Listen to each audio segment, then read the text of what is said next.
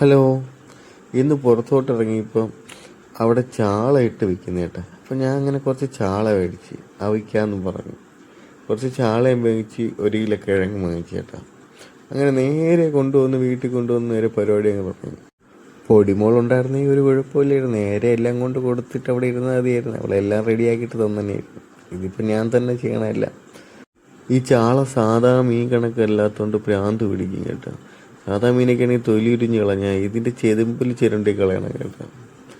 അതുകൊണ്ട് ഞാൻ എല്ലാ മീനൊന്നും എടുത്തില്ല. കട്ട് ചെയ്ത് തീരാത്തതുകൊണ്ട് ഞാൻ കുറച്ച് കട്ട് ചെയ്തിട്ട് ബാക്കി ഫ്രിഡ്ജിൽ വയ്ക്കാമെന്ന് വിചാരിച്ച്.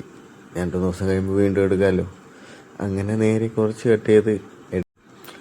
പണ്ട് ചാള മേടിക്കുമ്പം അമ്മാമ്മ എപ്പോഴും അവിച്ചു തരുമായിരുന്നു, എന്നും അവിച്ചു തരുമായിരുന്നു. ചാള അഥവാ അവിച്ചില്ലെങ്കിൽ ചാളയുടെ തലെങ്കിലും അവിച്ചു തരുമായിരുന്നു. അങ്ങനെ ചാളയെ കുറച്ച് കട്ടിയിട്ട് ബാക്കി ഞാൻ കുറച്ചെടുത്ത് ഫ്രിഡ്ജിൽ വെച്ച് കേട്ടോ. ഇനി എടുത്ത കിഴങ്ങ് റെഡിയാക്കണം കേട്ടോ. കിഴങ്ങ് ഇനി വൃത്തിയാക്കി എടുക്കണം. നല്ലോണം വേവണ കിഴങ്ങെന്നൊക്കെ പറഞ്ഞാണ് തന്നത്. ഞാൻ അങ്ങോട്ട് എടുത്തെടുത്ത് ചോദിച്ചു അവിക്കാനാണ് വേവ് എന്നൊക്കെ ചോദിച്ചു.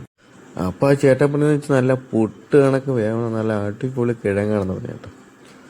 പിന്നെ കിഴങ്ങ് അങ്ങോട്ട് ക്ലീൻ ചെയ്യാൻ തുടങ്ങി. കിഴങ്ങ് ഞാൻ കുറേ എടുത്തേന്നില്ല, 2 കഷ്ണം കിഴങ്ങ് എടുത്തോളൂ. ബാക്കി ഞാൻ മാറ്റി വെച്ചു കേട്ടോ. കുറച്ച് ചാളയെ കൂടെ മാറ്റി ഫ്രീസറിൽ വെച്ചിട്ടുണ്ടല്ലോ. 2 ദിവസം കഴിയുമ്പോൾ അവിച്ചിന്നാൻ തോന്നണേ അവിച്ചിന്നാന്ന് പറഞ്ഞ് എടുത്ത് മാറ്റി വെച്ചിട്ടുണ്ട്. കുറച്ച് കിഴങ്ങ് എടുത്ത് മാറ്റി വെച്ചിട്ടുണ്ട്. അങ്ങനെ കിഴങ്ങൊക്കെ തൊലിച്ച് വൃത്തിയാക്കി നേരെ അടുപ്പിലോട്ട് വെച്ച് കേട്ടോ. ഇനി അടുത്ത വേറെ കുറച്ച് പരിപാടിയുണ്ട്. ചാള വൃത്തിയാക്കി ഇവിടെ റെഡിയാക്കി വെച്ചിരിക്കുന്നത്. അതിൽ ചേർക്കാൻ വേണ്ടി മുളകും സവാളയും മാത്രമാണ് എടുത്തത് കേട്ടോ. ഇതിൽ അധികം ഒന്നും ചേർക്കൂല. ഞാൻ ഇങ്ങനെയാണ് ആവശ്യക്കുന്നത്. പലരും പല രീതിയിലാണ് വയ്ക്കുന്ന ചാള.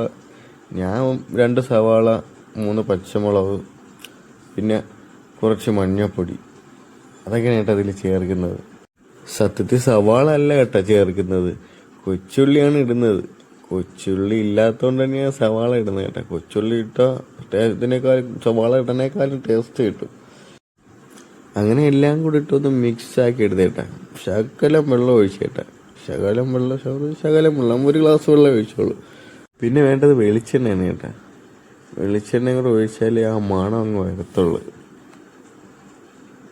ഇനി അടുത്ത വേറെ സംഭവമാണ് കേട്ടോ. 1 പച്ചമുളക്, 1 സവാള. ഈ കിഴങ്ങിൻ്റെ കൂടെ ഈ പുളിയും വെള്ളമൊക്കെ കഴിക്കുന്ന പോലെ കഴിക്കാൻ വേണ്ടി കേട്ടെ. വേറെ പ്രത്യേകിച്ചൊന്നും ചെയ്യുന്നില്ല. സവാളയും പച്ചമുളകും എടുത്ത് ഒരു ശകലം ഉപ്പും ഇട്ട്, പിന്നെ അതിൻ്റെ കൂടെ കുറച്ച് വെളിച്ചെണ്ണയും കൂടെ. സാധാരണ കാന്താരി മുളകാണ് എടുക്കുന്നത്. ഇവിടെ കാന്താരി മുളക് തീർന്നു. ഇവിടെ ഉണ്ടായിരുന്നു, തീർന്നു. അതുകൊണ്ടാണ് കേട്ടോ ഈ മുളക് എടുത്തത്. അങ്ങനെ അത് നേരെ മിക്സിയിലിട്ട് നല്ല രീതിയിൽ അടിച്ച്, നല്ല രീതിയിൽ പേസ്റ്റാക്കാത്ത രീതിയിൽ അടിച്ചെടുത്ത കേട്ടോ. അങ്ങനെ നമ്മളെ പുളിയും വെള്ളം റെഡിയായി കേട്ടോ. ഇനി അടുത്ത് നമ്മൾ ചാള സെറ്റാക്കി വെച്ചിരിക്കുന്ന നേരെ ഇനി അടുപ്പത്തോട്ട് കയറ്റാൻ കേട്ടോ. അപ്പുറത്ത് കിഴങ്ങ് വെച്ചിട്ടുണ്ട്. അപ്പോൾ കിഴങ്ങ് വേവുന്ന സമയം കൊണ്ട് ഇതും വേവും കേട്ടോ. അങ്ങനെ നമ്മളെ ചാള റെഡി ആയിട്ടുണ്ട് കേട്ടോ. നല്ല മണം വരുന്നുണ്ട്, വെള്ളമൊക്കെ വറ്റി സെറ്റായി. അങ്ങനെ കിഴങ്ങ് വെന്താന്ന് നോക്കിയപ്പോൾ കിഴങ്ങ് വെന്ത് കേട്ടോ. പുള്ളി ചുമ്മാ പറഞ്ഞല്ല, നല്ലോണം വേവുന്ന കിഴങ്ങായിരുന്നു കേട്ടോ.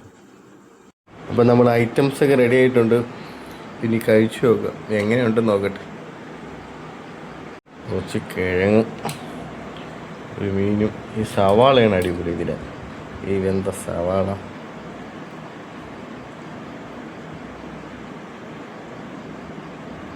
പിന്നെ നമ്മൾ സ്പെഷ്യലായിട്ട് അടിച്ചു വെച്ചാൽ മറ്റേ ഒനിയൻ ചമ്മന്തിയും കൂടെ, അതുകൂടെ വെച്ച് കഴിച്ചു നോക്കാം എങ്ങനെയുണ്ടെന്ന് നോക്കട്ടെ.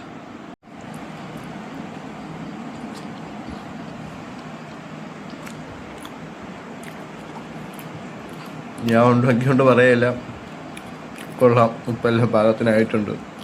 എനിക്ക് ചാള വെച്ച് ഭയങ്കര ഇഷ്ടമാണ്. അതുകൊണ്ട് ഞാൻ ചാള എപ്പോൾ മേടിച്ചാലും പൊടിമുളകെടുത്ത് അവിക്കാനാണ് പറയുന്നത്. അപ്പോൾ ഓക്കെ, ബൈ ബൈ. അടുത്ത വീഡിയോ കാണാം.